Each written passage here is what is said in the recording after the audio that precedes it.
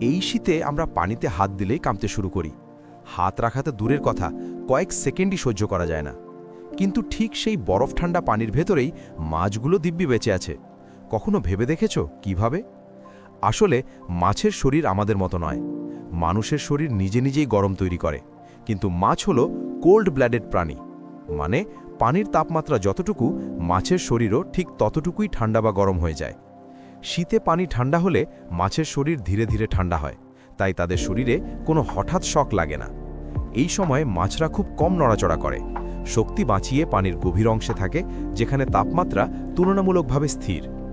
আরও অবাক করার মতো ব্যাপার হলো, মাছের শরীরে এমন কিছু বিশেষ প্রোটিন থাকে যা ঠান্ডায় কোষকে জমে যেতে দেয় না। এই কারণেই বরফের মতো ঠান্ডা পানিতেও তারা স্বাভাবিকভাবে বেঁচে থাকতে পারে।